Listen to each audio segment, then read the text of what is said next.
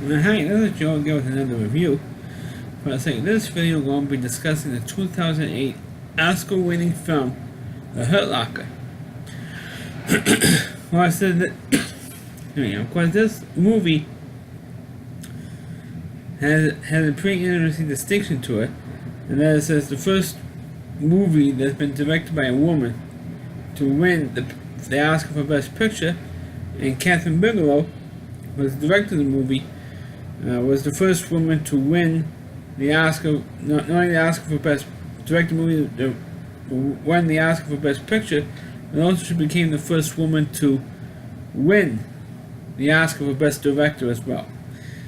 And the irony is that she beat her ex-husband, Jim Cameron, for both Best Picture and for Best Director, because the movie Avatar came out that year, and there was the other movie that was competing against The Hurt Locker, and The Hurt Locker ended up winning the two big awards for Best Picture and Best Director.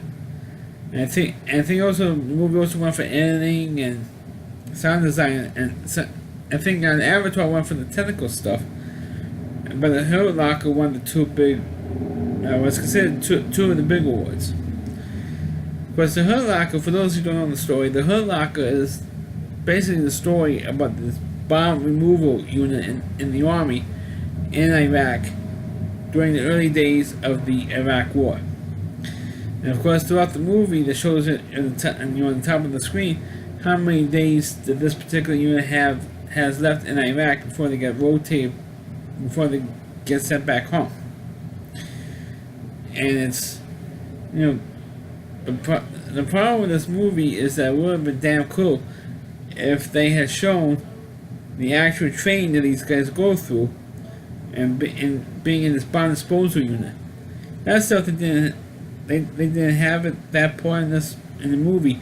When they showed they were already in Iraq defusing what we call IEDs, or incendiary explosive devices. In Iraq, find all the fuses and see if there's any more bombs that are connected to this one particular fuse, and that type of thing. I mean, and this movie is over 2 hours. It's 2 hours 15 minutes long. So how much of that type of stuff that you actually could see in an over 2 hour film? So it makes it really, really hard to watch. After you see doing it once, and then go to another situation where they had to defuse a bomb. Then they go another one where they find like 6 bombs in one location, all hooked up to the same, device that was set all these 5 bombs off. And they go another one where they have to check to see if it was a suicide bomber. And they go to another part of Iraq where they do the same thing. I mean, it's like how much can you possibly watch the same thing? There's different locations and maybe vary in the situations. But after you see it once, twice, and tell you about, and this is all one movie. You see one scene, you see 2 scenes, you see 3 scenes, and it's like one big scene after another, and it's like, and they build up the tension so well in the first couple of situations, and then by the time you get to the 3rd, 4th, or 5th one, you get tired of it. It's like, how long is it? And you sit there and you watch how long is this movie. And I just watched this movie for the first time last night. I was always interested in watching The Hurt Locker because it wasn't an Oscar-winning film. And I like to watch Oscar-winning movies and review them on my YouTube channel. But after watching this film, I'm like, how in the hell did this movie win the Oscar for Best Picture over Avatar? I mean, that's what ran through my mind as I was watching this movie. Now, I'm not saying that Kathryn Bigelow is a good director, or that she didn't keep up the tension throughout this whole movie. She did. She took a boring subject, or I felt a boring subject, and made it, and filled up the tension through the whole film, for the most part. But the problem is that the movie was too long. If she kept it under 2 hours, like an hour 15 minutes or an hour 55 minutes, it would have been fine. But, or like I said earlier, if she had put in the stuff where they actually were trained to defuse bombs, and then to go to Iraq and use that training in Iraq, or the skills they learned to defuse bombs in Iraq, and to say, I see how they were trained in doing it.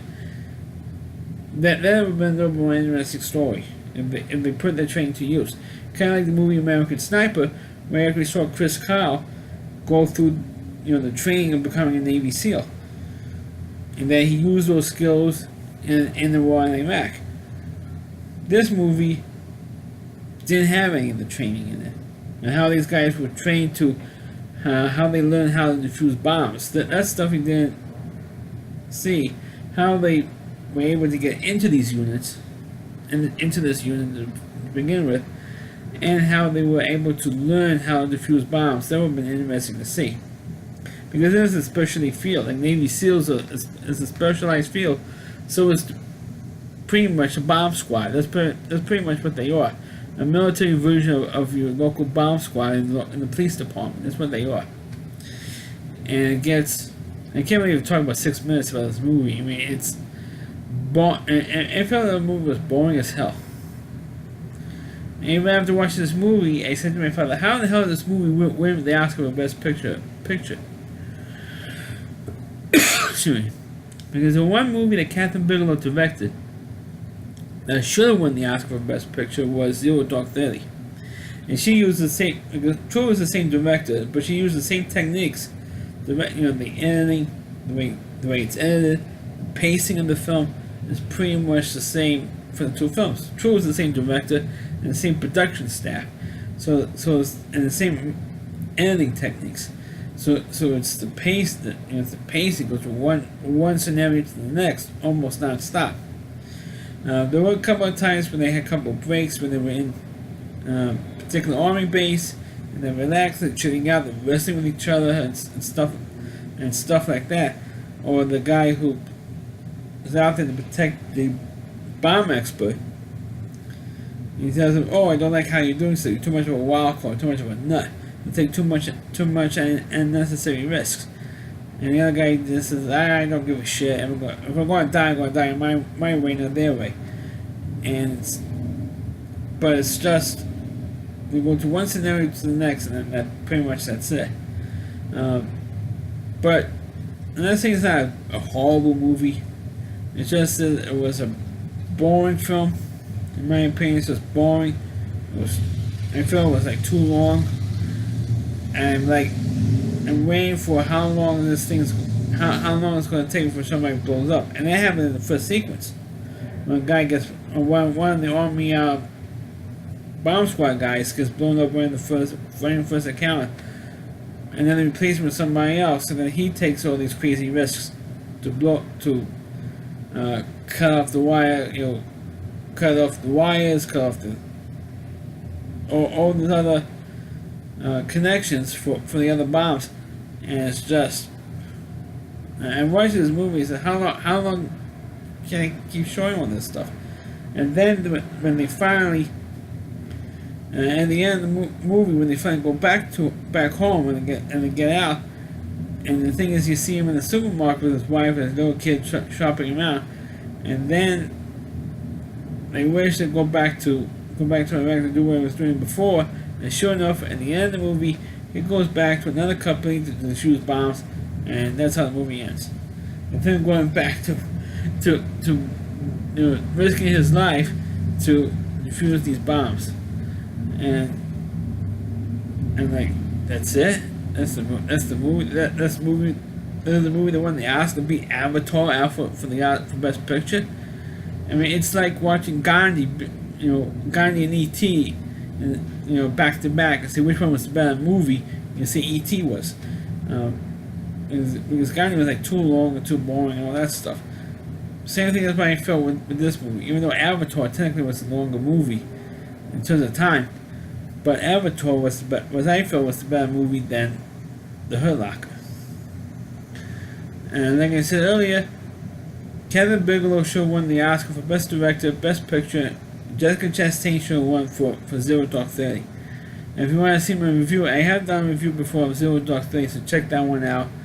And Because I like Zero Dark 30 better than I like this movie. There's no question about it. I mean, comparing the two movies that Catherine Bigelow has done, has become a big success. Zero Dark 30 is the better picture.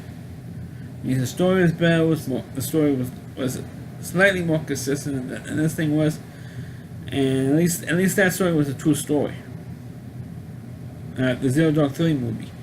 This one, I'm not so sure if it was a true story or not, but it was just that boring.